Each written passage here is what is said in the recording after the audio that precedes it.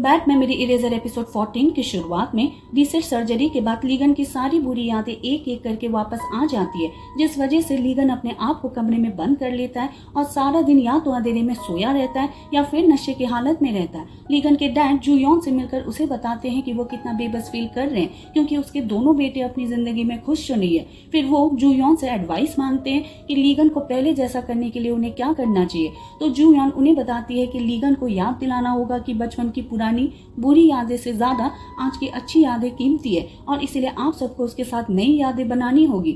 इधर घर में लीसिन अपने भाई लीगन को सारा दिन एक कोने में पड़े रहने के लिए और सिर्फ ड्रिंक करने के लिए डांटने लगता है। तो उनकी मॉम लीसिन को कहती है कि तुम भी कुछ शरीफ नहीं हो, तुम भी सारा दिन घर में पड़े रहते हो। लेकिन इस बात पर लीसिन अपनी मॉम से झगड़ने लगता है। लीगन पहले की तरह उनसे माफी मांगता है और कहता है कि मैंने जन्म लेकर ही बहुत बड़ी गलती की है, मुझे तो पैदा ही नहीं होना चाहिए था। तभी लीगन के डैड वहाँ पर आते हैं और दीवार से सारी फोटोज उतार कर यहाँ तक कि ट्रॉफीज भी फेंकने लगते हैं। लीगन की मॉम पूछने लगती है कि आखिर वो कर क्या रहे। तो लीगन के डैड कहते हैं कि घर के हेड होने के तौर पर आज मैं एक डिसीजन ले रहा हूँ, जो भी इस फैमिली की शांति को भंग करेगा उसे कड़ी पनिशमेंट मिलने वाली है और आज से इस फैमिली में पुराने दिनों की कोई बात नहीं करेगा, बल्कि हम सबको मिलकर नई यादें बनानी चाहिए और उसकी स्टार्टिंग हमें एक नई फैमिली पिक्चर से करनी होगी। या कहकर वो अपने सारे फैमिली मेंबर्स को मैचिंग टी शर्ट देते हैं और हम देखते हैं कि लीगन की मॉम के टी शर्ट में लिखा होता है कि मैं लीगन की मॉम हूँ, लीसन के टी शर्ट पर लिखा होता है कि मैं लीगन का छोटा भाई हूँ और वो चारों साथ में डॉग मिलकर एक साथ फैमिली फोटो के लिए बाहर आ जाते हैं। उनके वहां से जाने के बाद जूयॉन उनके घर आती है और लीगन के कमरे में आकर उसकी साफ सफाई करने लगती है। फिर लीगन की फैमिली एक साथ मिलकर फैमिली फोटो खींचते हैं। उसके बाद लीगन के डैड के ऑर्डर पर सब लोग पिकनिक करने बैठ जाते हैं और तभी अचानक से तूफान शुरू हो जाता है। यह देखकर लीगन चौंक जाता है कि उसकी मॉम ने कई सालों के बाद उसे अपने गले से लगा लिया और वो लीगन को पूछती भी है कि क्या तुम ठीक हो, और फिर वो जल्दी से अपना सामान पैक करके वहाँ से जाने लगते हैं। लेकिन फिर बीच रास्ते उनकी गाड़ी भी खराब हो जाती है। फाइनली घर लौटने पर गुग बॉन्ग और सियोन केक लेकर हैप्पी बर्थडे गाना गाते हुए लीगन को सरप्राइज करते हैं, लेकिन कोई भी इस सरप्राइज से खुश नहीं होता और सब अपने अपने कमरे में चले जाते हैं। लीगन के डैड भी उन्हें अपने घर लौट जाने के लिए कहते हैं। लीगन अपने कमरे में आकर देखता है कि उसके बेडशीट से लेकर रूम के पर्दे का रंग सब कुछ बदल गया है और फिर उनकी नजर जूयॉन के लिखे हुए एक नोट पर पड़ती है, जिसमें वो लिखती है कि कैसे इन पर्दों और बेडशीट के रंग से उसके स्ट्रेस लेवल को कम कर देने में मदद होगी, यहाँ तक कि उसे नींद भी अच्छी आएगी। और आखिर में वो लीगन से माफी मांगती है। लीगन उसके नोट को फाड़ देता है और गुस्से में अपने कमरे में तोड़ फोड़ करने लगता है और फिर वहीं पर बैठकर अकेले में रोने लगता है। इधर वही हाल लीगन के मॉम, भाई और डैड का भी है। किसी को भी रात को नींद नहीं आती, इनफैक्ट उनका डॉग भी सैड दिखाई देता है। अगले दिन जूयॉन लीगन की एजेंसी आकर वहाँ भी सारे सामान अरेंज करने के बाद उसके लिए एक नोट छोड़ती है। घर में जूयॉन का भतीजा सियोंग उसकी पूरी फैमिली की पिक्चर ड्रॉ करते हुए सोचता है कि मुझे प्रीति आंटी की बहुत याद आ रही है, मुझे इटली जाकर उनसे मिलना चाहिए। और वो अपने पिगी बैंक में देखने लगता है कि आखिर उसके पास कितने पैसे हैं। कम पैसे होने पर वो जूयॉन की कोट से कुछ पैसे निकालने लगता है और तभी उसे किसी के आने की आहट होती है और वो घबराकर खुद को अलमीरा में बंद कर लेता है। और हम देखते हैं कि जूयॉन की मॉम से मिलने सेयान की मॉम आई है। वो दोनों अभी इस बात से परेशान है कि सेयान की अभी तक कोई खबर नहीं है। जूयॉन की मॉम उनसे कहती है कि क्या हमें पुलिस में रिपोर्ट करनी चाहिए, जिस पर सेयान की मॉम मना कर देती है क्योंकि ऐसा करने पर उसको पता चल जाएगा कि उसके डैड एक क्रिमिनल है और वो अपनी बेटी को चोट नहीं पहुंचाना चाहती। और वो जूयॉन की मॉम से पूछती है कि क्या हमें जूयॉन को सारी सच्चाई बता देनी चाहिए। हो सकता है सेयान जूयॉन को कांटेक्ट करने की कोशिश करे, जिस पर जूयॉन की मॉम भड़क जाती है क्योंकि वो अपनी बेटी को चोट पहुंचाना नहीं चाहती। लेकिन वो ये कैसे भूल सकती है कि सच्चाई जानने के बाद जूयॉन पर क्या बीतेगी। तो सेयान की मॉम उससे माफी मांगती है और हम देखते हैं कि सियोंग, जो कि अलमारी के अंदर था, उनकी सारी बातें सुन लेता है। हॉस्पिटल में जूयॉन अपना रेजिग्नेशन लेटर डोंगचिल को देती है तो डोंगचिल उसे डांटने लगता है क्योंकि अगर किसी को रेजिग्नेशन देना चाहिए तो वो उन्हें देना चाहिए, क्योंकि उन्होंने ही जूयॉन को साइड इफेक्ट के बारे में छुपाने के लिए कहा था। और वो माउस 109 की पोस्टमार्टम रिपोर्ट दिखाकर उसे बताते हैं कि रीसेट सर्जरी की वजह से उसके ऊपर जिस इफेक्ट की वजह से उसकी मौत हुई थी, लीगन के केस में वैसा कोई खतरा नहीं है क्योंकि उसके सारे रिपोर्ट्स नॉर्मल है, सिर्फ वो पहले जैसा हो गया।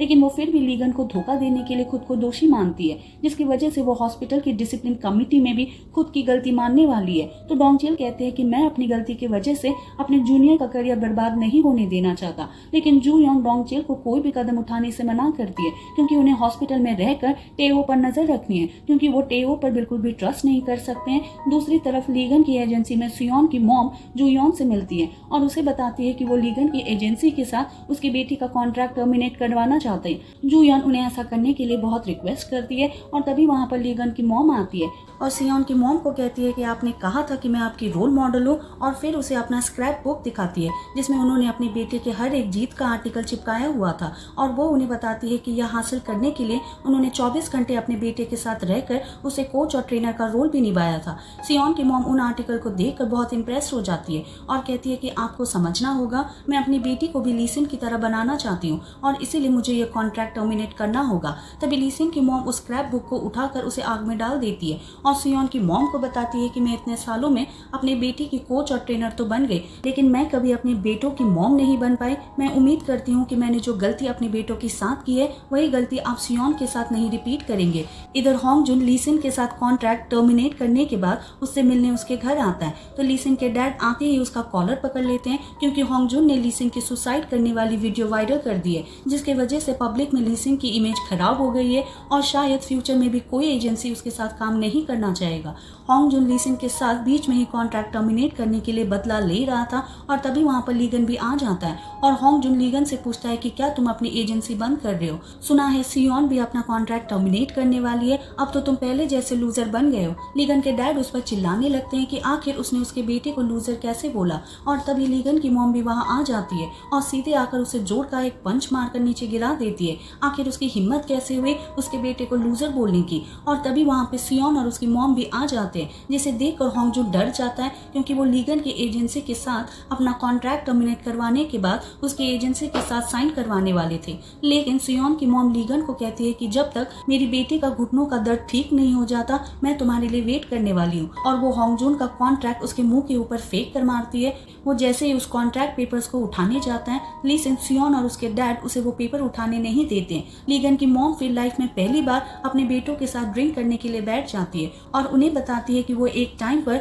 वॉलीबॉल प्लेयर रहा करती थी, लेकिन अपने एक इंजरी की वजह से उन्हें गेम छोड़ना पड़ा। तो जब वो बचपन में लीगन को खेलता हुआ देखती थी, उन्हें फिर से जीने की उम्मीद मिली थी। जब लीगन का हाथ टूटा था, उनके मन में ये भी ख्याल आया था कि लीगन की जगह लीसिन का हाथ टूटना चाहिए था ताकि लीगन को अपने सपनों को कुर्बानी ना देना पड़े। लीसिन ये सुनकर चौंक जाता है। उनकी मॉम भी कहती है कि मैं बहुत बुरी मॉम हूं ना, मैंने तुम्हें हमेशा अपना बेस्ट देने के लिए फोर्स किया ताकि जो सपना तुम्हारा भाई नहीं पूरा कर पाया, मुझे लगा तुम्हें उसकी रिस्पॉन्सिबिलिटी लेनी चाहिए, लेकिन मैंने कभी ये जानने की कोशिश नहीं की कि मेरे बेटे क्या चाहते हैं। बस अपने अरमानों और सपनों की वजह से मैं तुम दोनों के सपनों का गला घोटती रही। वो लीसिन से कहती है कि अब उसे अपनी जिंदगी अपने तौर से जीने पर पूरी फ्रीडम है, और वो लीगन से भी कहती है कि अगर हो सके तो वो अपनी सेल्फिश और ग्रीडी मॉम को माफ कर दे। तभी उसके डैड भी वहाँ आ जाते हैं और कहते हैं कि तुम्हारी मॉम कभी अच्छी मॉम नहीं बन पाई और मैं एक पिता होकर कभी अच्छा डैड नहीं बन पाया। वो भी उन दोनों से माफी मांगते हैं और फिर चारों मिलकर एक दूसरे को हग करके रोने लगते हैं। फिर वो चारों मिलकर लीगन के कमरे में ही सोने के लिए बेड लगा देते हैं। लीगन के डैड फ्रिज के आवाज की वजह से कंप्लेन करने लगते हैं और लीगन को पूछते हैं कि क्या तुम जानते हो तुम्हारी मॉम ने इस कमरे में फ्रिज क्यों रखा था? लीसिन कहता है कि मैं जानता हूँ, मॉम को हमेशा भाई की फिक्र रहा करती थी, अब बिना किसी वजह से वो हमेशा उसके कमरे में आ भी नहीं सकती, इसलिए फ्रिज से चीजें निकालने के बहाने वो लीगन को देखने आया करती थी। वो सब फिर बातें करते हैं कि कैसे बचपन में लीगन को टेनिस ट्रेनिंग की वजह से उन्होंने अपने सारे पैसे खर्च कर दिए थे, जिस वजह से वो ऐसे ही एक कमरे में रहा करते थे, लेकिन फिर भी उनकी फैमिली बहुत हैप्पी थी। इधर घर में सियोंग जुयोन को कहता है कि मुझे प्रीति आंटी के पास जाना है, मैंने सुना है कि वो इटली वापस नहीं गई है बल्कि सियोल में ही है। यह जानकर जुयोन चौंक जाती है। सियोंग फिर उसे बताता है कि ग्रैंड माँ को नहीं बता सकती, नहीं तो उसे डांट पड़ेगी, लेकिन उसने ग्रैंड मॉम से सेयान की मॉम से बात करते हुए सुन लिया था कि वो सियोल में अपने डैड के साथ है, यहाँ तक कि ग्रैंड मॉम ने उन्हें घर से निकाला है। और तभी जुयोन की मॉम वहाँ आ जाती है और जुयोन के पूछने पर वो कहती है कि सेयान को उसकी मॉम लेने आई थी, लेकिन वो नहीं जाने की जिद कर रही थी, इसलिए उसे थोड़ा डांटना पड़ा, लेकिन वो अभी सही सलामत है। लेकिन जुयोन को तो फिर भी सेयान की चिंता हो रही थी क्योंकि सेयान ने उसे एक बार भी कांटेक्ट नहीं किया, तो जुयोन की मॉम भी उसे कोई कांटेक्ट करने से मना करती है। इधर सेयान अपने डैड के ऑफिस आकर अपना फोन ढूंढने लगती है, लेकिन उसे वो कहीं नहीं मिलता और वो देखती है कि वहाँ का टेलीफोन भी काम नहीं कर रहा है। तभी उसके डैड उसके लिए बियर लेकर आते हैं, तो सेयान उनसे बाहर जाने की जिद करती है क्योंकि वो घर में बैठकर बोर हो रही है। तो उसके डैड पूछते हैं तो फिर क्या हमें डिनर पर चलना चाहिए? सेयान हाँ कहती है और साथ ही में बोलती है कि हमें गांव के लीडर को भी फोन करके थैंक यू बोलना चाहिए, आखिर उनके वजह से ही तो आज हम मिल पाए। तो उसके डैड कहते हैं कि हाँ, मैं उनका बहुत आभारी हूँ, आखिर उन्होंने मुझे तुम्हारा एड्रेस जो दिया, लेकिन फिलहाल के लिए हम उनसे बात नहीं कर सकते क्योंकि तुम्हारी मॉम तुम्हें सर्च कर रही है। तो सेयान मन ही मन सोचती है कि मैंने तो गांव के हेड को अपना फोन नंबर दिया था, एड्रेस तो नहीं। तभी सेयान के डैड के पास एक कार रिपेयर करने के लिए फोन आता है, जिस वजह से उन्हें उस जगह पर जाना होगा। तो सेयान कहती है कि आप आराम से जाइए, मैं यहाँ बैठकर अपना बियर एंजॉय करने वाली हूँ। लेकिन उसके जाने के तुरंत बाद जैसे ही सेयान कंप्यूटर में कुछ करने लगती है, वो अचानक से बेहोश हो जाती है और उसके डैड वापस आकर उसे उसी गैरेज में लेकर जाते हैं। और फाइनली उसकी नींद टूटने पर वो बोर्ड पर लगे पिक्चर्स को देखकर डर जाती है। उसके डैड कहते हैं कि मैं काम खत्म होने के बाद तुम्हें सरप्राइज देना चाहता था, लेकिन अब तो तुमने सब कुछ देख ही लिया है। सेयान कहती है कि ये सारी फोटोज तो तब की है जब मैं आपसे मिली भी नहीं थी। तो उसके डैड बताते हैं कि तुम पर पहले दिन से नजर रख रहा था। और हम देखते हैं कि सेयान इटली से कोरिया आने पर सबसे पहले अपने पुराने घर आई थी ताकि उसे अपने डैड की कोई भी पुरानी फोटो मिल सके, लेकिन उसे फोटो तो मिलती नहीं है। लेकिन फ्लोर से उसे एक लड़की का फ्रॉक और लीगन का मेडल मिलता है। वो फिर बाहर आकर जुयॉन के दिए हुए ब्रेसलेट को पहनते हुए भगवान से प्रे करती है कि उसे अपने डैड मिल जाए। और तभी उसे किसी की आहट सुनाई देती है और फिर सेयान को अपने घर के पुराने मेल बॉक्स में अपने बचपन की स्कूल की रीयूनियन का इनविटेशन कार्ड मिलता है। वो फिर उस नंबर पर फोन करके उन्हें बताती है कि वो कई साल पहले यहाँ पर पढ़ा करती थी और फिलहाल वो अपने डैड को ढूंढने के लिए कोरिया आई है। और उन्हीं से उसे पता चलता है कि उसके स्कूल में एक टेनिस का प्लेयर पढ़ा करता था, जिसकी वजह से वो स्कूल के रीयूनियन में वो मेडल को साथ लेकर जाती है। सेयान के डैड तो उस पर अटैक करने जा रहे थे, लेकिन जब उन्हें पता चलता है कि ये उसकी बेटी है, वो रुक जाते हैं और वो बहुत देर तक उसका पीछा भी करते हैं। सेयान जब ये नोटिस करती है, वो उन पर डाउट करने की जगह उल्टा उन्हें अपना अम्ब्रेला थमा देती है ताकि वो बीमार ना पड़ जाए, लेकिन वो अम्ब्रेला फेंक देते हैं। तो वो अम्ब्रेला वहीं पर रखकर भीगते हुए वहां से चली जाती है और इसी बीच उसका इन्विटेशन कार्ड वहीं पर गिर जाता है। और फिर सेयान की मुलाकात रीयूनियन में लीसिन के साथ भी होती है और वहीं पर उसके डैड भी आ जाते हैं। सेयान को फिर याद आता है कि उसे वो मेडल भी उसी टेनिस प्लेयर को देना है, क्योंकि मेडल पर नाम नहीं लिखा हुआ होता है। वो उसे क्रिसमस ट्री के ऊपर लगा देती है ताकि जिस किसी का भी वो मेडल है वो उसे मिल जाए। और तभी उसकी नजर लिसिन पर पड़ती है और वो उसके पीछे भागती है। स्कूल के रीयूनियन में लीगन भी उसके डैड के साथ टकराया था और स्टाफ के बताने पर जब उसने सेयान का पीछा किया, न केवल लीगन ने सेयान को लीसिन को किस करते हुए देखा था, बल्कि तब उसके डैड भी वहीं पर मौजूद थे और वो लीसिन के साथ हुए उसके बहस को देखकर ये समझ लेते हैं कि लीसिन उसे तंग कर रहा है और इसी वजह से वो लीसिन को ब्लैकमेल करना शुरू कर देता है। और सेयान को पूछते हैं कि आखिर तुम्हें मेरा गिफ्ट कैसा लगा, मेरी वजह से आज वो लड़का अपने जॉब से रिटायर कर रहा है, आखिर उसने मेरी बेटी को परेशान जो किया था। तभी सेयान को बोर्ड पर जुयॉन की फोटो भी मिलती है और वो अपने डैड को पूछते हैं कि कहीं उसने जुयॉन की फैमिली को तो हानि नहीं पहुंचाई है ना, और उनसे रिक्वेस्ट करती है कि जुयॉन की फैमिली को वो कुछ ना करे क्योंकि वो उनसे बहुत प्यार करती है और उन्होंने भी उसका बहुत ख्याल रखा था। तो उसके डैड कहते हैं कि तुम बहुत भोली हो, कभी तुमने सोचा है कि आखिर वो तुमसे इतना अच्छा क्यों पेश आ रहे हैं, तुम जानती नहीं हो, लेकिन वो तुमसे जुयॉन का डैड का बदला लेना चाहते हैं। सेयान के पूछने पर वो ज्यादा कुछ बताती नहीं है, बस इतना कहते हैं कि उन्हें ये जानना होगा कि अगर वो मेरी बेटी को परेशान करेंगे तो उनकी बेटी की जान भी खतरे में होगी। वो फिर सेयान को वहीं पर रेस्ट करने के लिए कहकर बाहर चले जाते हैं